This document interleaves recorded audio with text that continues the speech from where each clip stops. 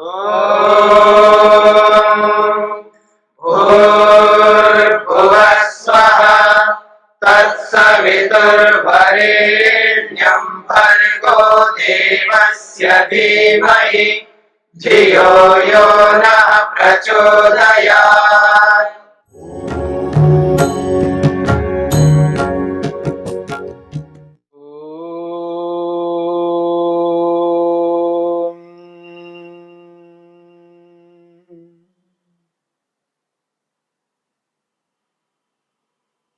योग के साधन पाद को लेकर के विचार चल रहा है। साधन पाद का पहला सूत्र, तपः स्वाध्यायः ईश्वर प्रणिधानानि क्रिया योगः। तपः स्वाध्याय ईश्वर प्रणिधानानि क्रिया योगः। क्रिया योग को लेकर के बात हो रही है। क्रिया और योग, क्रिया योग, इन दोनों शब्दों को मिलाया है। क्रिया ही योग है। यहां पर क्रिया को ही योग बताया है, यानी कर्म को ही योग बताया है, कारण को ही कार्य बताया जा रहा है। क्योंकि ये जो क्रिया है, तप रूपी क्रिया, स्वाध्याय रूपी क्रिया और ईश्वर प्रणिधान रूपी क्रिया, ये कारण है और योग कार्य है। योग परिणाम है और वो कारण है, साधन है। पर यहां साधन को ही साध्य, साधन को ही कार्य के रूप में प्रस्तुत किया जा रहा है, इसलिए इसको क्रिया योग कहा है। ये तीनों क्रियाएं ही योग कहलाता है। तप, जिसे हम तपस्या कहते हैं। दुनिया में हर व्यक्ति तप करता है, प्रत्येक व्यक्ति सहन करता है। ये जो तप है, इस तप को तप इसलिए कहते हैं क्योंकि इस तप में सहन किया जाता है। किसको सहन किया जाता है? द्वंद्वों को। इसलिए महर्षि वेदव्यास ने तप की परिभाषा करते हुए तपो द्वंद्व सहनम कहा है। तपो द्वंद्व सहनम, तब उसको कहते हैं जो द्वंद्वों को सहन किया जाता है। द्वंद्व कहते हैं जोड़े को, जोड़ा, जोड़े को द्वंद्व कहते हैं, यानी ऐसा जोड़ा जिसमें दो होते हैं, दो दो चीजों का एक एक जोड़ा है। तो इन जोड़ों को जो सहन करता है उसका नाम है तप।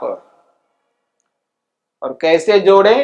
भूख और प्यास, भूख भी है और प्यास भी है, सर्दी भी है और गर्मी भी है, मान है तो अपमान है, यानी सम्मान है तो अपमान है, सुख है तो दुख है। ये जितने भी जोड़े के रूप में हमारे सामने हैं, इनको सहन करना होता है।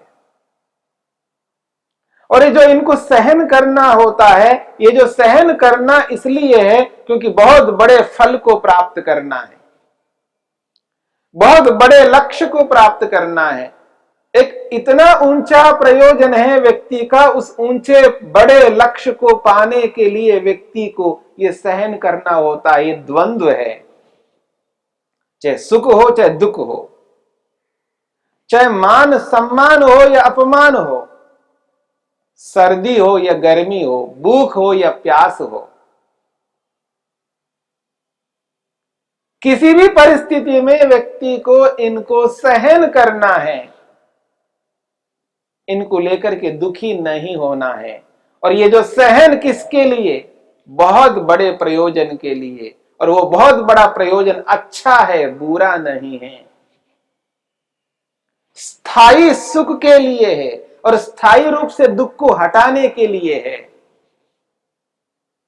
स्थायी रूप से दुख को हटाना है और स्थायी रूप से सुखी रहना है। ये बहुत बड़ा प्रयोजन है मनुष्य का। ये मोक्ष को प्राप्त कर लेने पर, मुक्ति को पा लेने पर आत्मा परमात्मा का साक्षात्कार कर लेने पर, समाधि लगाने पर, योग को अपने जीवन में उतार लेने पर यह संभव है। तो ये जो तप है, तप का अर्थ द्वंद्वों को सहन करना है।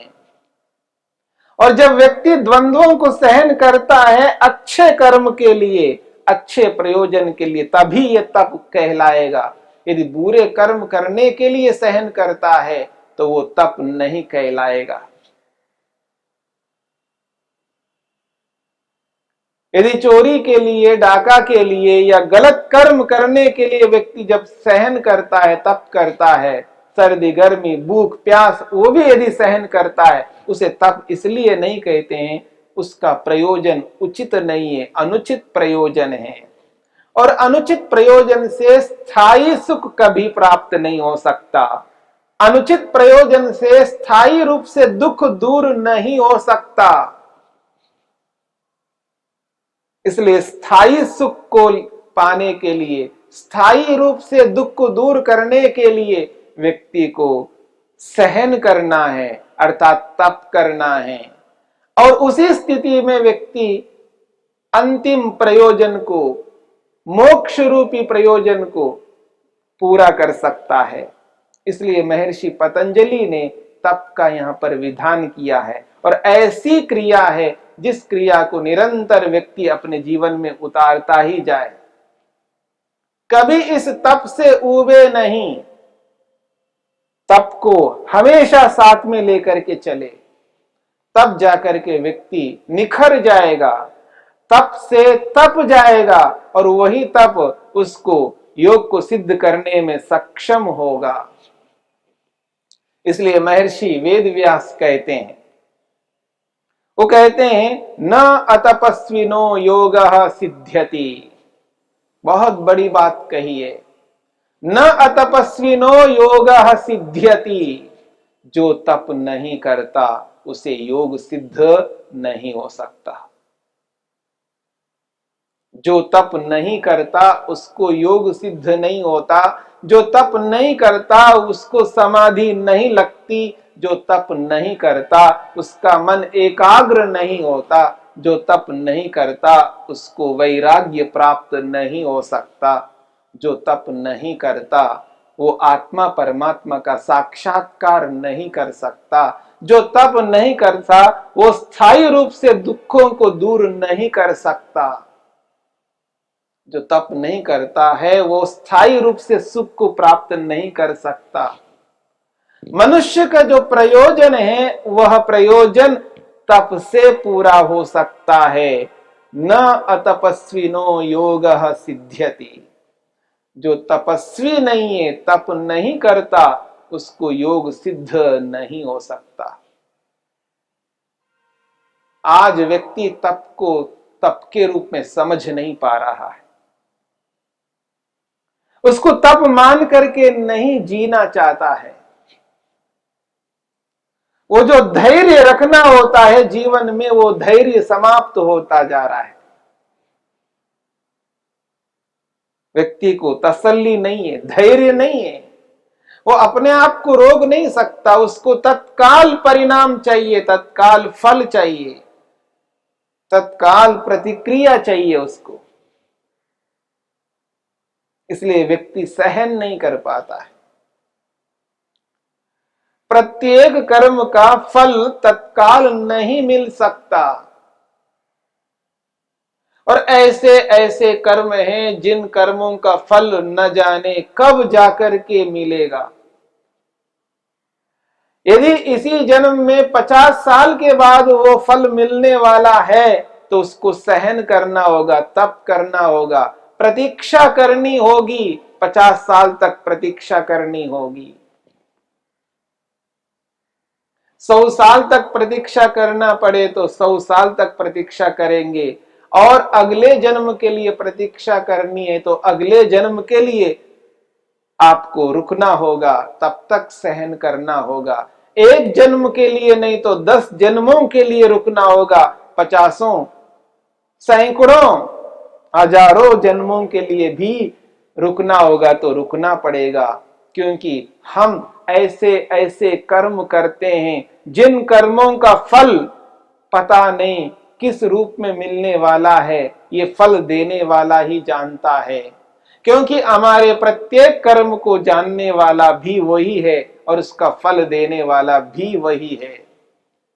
यदि मैंने ऐसे कर्म किया है, उन कर्मों का फल यदि कुत्ता बनना हो तो इसी जीवन में, इस शरीर में रहता हुआ उसका फल मेरे को कैसे मिलेगा? मैंने कर्म ही ऐसा किया जो कुत्ते का कर्म है। अगर ऐसा कर्म किया तो उसका फल मेरे को इसी जन्म में मनुष्य के रूप में रहता हुआ भी मैं कुत्ता नहीं बन सकता। मेरे को प्रतीक्षा करनी होगी। जैसे कुत्ता बनने के लिए प्रतीक्षा करनी है, तो वैसे ही उत्तम फल प्राप्त करने के लिए, मोक्ष को प्राप्त करने के लिए, स्थायी सुख को पाने के लिए, स्थायी रूप से दुख को दूर करने के लिए भी मेरे को प्रतीक्षा करनी है। हम तत्काल परिणाम चाहते हैं, वो तत्काल परिणाम नहीं मिलेगा, अब तक नहीं मिलेगा, पता नहीं कब मिलेगा। ऐसा व्यक्ति विचार विचार करके वो दुखी होता रहता है, वो सहन नहीं कर पाता है। उस अच्छे कर्म का फल निश्चित रूप से मिलेगा, उस बुरे कर्म का फल भी निश्चित रूप से मिलेगा। इसलिए इस बात को ध्यान में रख करके हमें चलना पड़ेगा। तप करना होगा, सहन करना होगा। जब किसान बीज बोता है तो उसको तत्काल उसका फल नहीं मिलता है। कोई फसल 6 महीने के बाद में प्राप्त होता है, तो कोई साल भर के बाद में प्राप्त होता है। साल भर उसको सहन करना पड़ेगा, प्रतीक्षा करनी होगी। तो कोई फल 6 महीने में मिलता हो, कोई 1 साल में मिलता हो, तो किसी ने पेड़ लगाया है, पता नहीं उसके लिए कितने साल लगेंगे। 1 साल भी लग सकता है, 2 साल भी लग सकते हैं, 4-5 साल भी लग सकते हैं। जब वो बड़ा होगा, उसके बाद फल देगा, तब जाकर के उसका फल प्राप्त होगा उसको। तब तक सहन करना पड़ेगा। ऐसे बहुत सारे कर्म हैं जिन कर्मों का फल हमें सहन करना पड़ता है। उन कर्मों के फलों को प्रतीक्षा में रखना होगा, तब तक हमारे मन में वो शांति रहे, वो तृप्ति रहे, वो संतोष रहे, वो निर्भीकता रहे। किए हुए कर्म कभी निष्फल नहीं हो सकते। यदि हमने कर्म किया है तो उसका फल अवश्य मिलेगा, आज नहीं तो कल, कल नहीं तो कभी न कभी मिलेगा। इस जन्म में भी मिल सकता है, अगले जन्म में भी मिल सकता है, अनेकों जन्मों के बाद भी मिल सकता है। तब तक प्रतीक्षा करनी होगी। पर अच्छे कर्मों को त्याग कभी नहीं कर सकते। मैं कब तक करता जाऊं, क्योंकि इसका परिणाम तो दिखाई नहीं दे रहा है, ऐसा मान करके उस अच्छे कर्म को त्याग नहीं कर सकते। इसलिए व्यक्ति को धैर्य रखना पड़ता है, सहन करना पड़ता है, और बहुत लंबा सहन करना पड़ता है। किसी के लिए कम सहन करना होता है, किसी के लिए उससे अधिक सहन करना होता है, किसी के लिए उससे भी अधिक सहन करना होता है, किसी को पूरा जीवन भर सहन करना होगा, किसी को जन्म जन्मांतरों तक सहन करना होगा। कब किस कर्म का फल किस रूप में परमात्मा देता है, ये परमात्मा ही जानता है। हम पूरा पूरा जान नहीं सकते, हां अनुमान अवश्य कर सकते हैं। इसने ऐसा ऐसा कर्म किया है अथवा कर रहा है या करेगा, तो उसको ऐसा ऐसा फल प्राप्त होगा। पर कौन फल कब प्राप्त होगा बताना कठिन है। कुछ ऐसे कर्म करते हैं तत्काल हमको फल प्राप्त होता है, वो दिखाई भी देता है। एक कर्म करने वाला कर्मचारी 1 दिन का कर्म किया है, उसको कर्म करने के 8 घंटे के बाद में उसको उसका परिणाम, उसका फल प्राप्त हो जाता है। किसी को सप्ताह भर के बाद में मिलता है, किसी को 1 महीने के बाद में मिलता है। किसी किसी को 3 महीने के बाद मिलता है और किसी किसी को साल में एक बार भी मिलता है। अलग अलग स्थितियां हैं, अलग अलग परिस्थितियां हैं, अलग अलग समाज है, तो उनके ध्यान में रखते हुए, उन सबको ध्यान में रखते हुए उसका उसी रूप में उसको फल प्राप्त होता है, तो फल अवश्य मिलता है। हाँ, कोई मनुष्य फल देने में अन्याय कर सकता है। यदि मनुष्य अन्याय करता है, मनुष्य फल नहीं देता है, तो उसका फल ईश्वर देगा, पर फल अवश्य मिलेगा, अच्छा हो या बुरा हो। परंतु यहां अच्छे कर्मों के लिए तप करना है, यहां अच्छे कर्मों के लिए तप करना है, बुरे कर्मों के लिए तप करना नहीं है। और बुरे कर्मों के लिए जब व्यक्ति आगे बढ़ता है, बुरे कर्म करता है, उस स्थिति में उसको सहन करना पड़ता है, तो वहां पर भी सहन करता है, पर उसको तप नहीं कहा जाएगा। तप तो अच्छे कर्मों के लिए ही माना जाता है, और वो ही व्यक्ति को निखारेगा और आगे चल करके अपने जीवन का प्रयोजन को पूरा करेगा। इसलिए महर्षि वेदव्यास कहते हैं, न अतपस्विनो योगः सिद्ध्यति। जो तप नहीं करता है उसको योग सिद्ध नहीं होता है। और जिन लोगों ने योग को स्वीकार किया है, योग को अपनाया है, योग को अपने जीवन का साथी बना लिया है, तो उस स्थिति में उनको ये ध्यान रखना है, वो जो कर्म करेंगे, उन कर्मों को करते हुए जो कठिनाइयां सामने आएंगी, तो उन कठिनाइयों को तप मान करके सहन करना सीखना है। चाहे भूख हो, चाहे प्यास हो, यदि उस अच्छे कर्म करते समय वो जो भूख लग रही है, वो प्यास लग रही है, उसको सहन करना होता है। उस अच्छे कर्म को करते हुए कोई मान कर रहा है, सम्मान कर रहा है, तो सम्मान को भी सहन करना है। और अपमान करता है तो उस अपमान को भी सहन करना है। सर्दी को भी सहन करना है, गर्मी को भी सहन करना है। पता नहीं जीवन के इस दौर में जिस मार्ग पर हम चल रहे हैं, उस मार्ग में अलग अलग प्रकार की स्थितियां उत्पन्न होती हैं। उन स्थितियों में व्यक्ति को सहन करना सीखना है, और यही सीख, यही सहन शक्ति व्यक्ति को तपस्वी बना दे, और वो तपस्वी बनकर तप करता हुआ अपने लक्ष्य की ओर आगे बढ़ करके ऐसा समर्थ होता है कि वो अपने लक्ष्य को हस्तगत कर लेगा, अपने लक्ष्य को प्राप्त कर लेगा। अपने लक्ष्य को प्राप्त करने के लिए ये जो तप है, ये अत्यंत अनिवार्य साधन है। इसी साधन के माध्यम से हम योग को सिद्ध कर सकते हैं। तप ही व्यक्ति को योगी बना सकता है, तब ही व्यक्ति को अपने लक्ष्य की ओर बढ़ा सकता है। इसलिए अतपस्वी योग को पूरा नहीं कर सकता है, योग को सिद्ध नहीं कर सकता है। केवल तपस्वी ही व्यक्ति योग को सिद्ध कर सकता है। इस बात को लेकर के चलना है।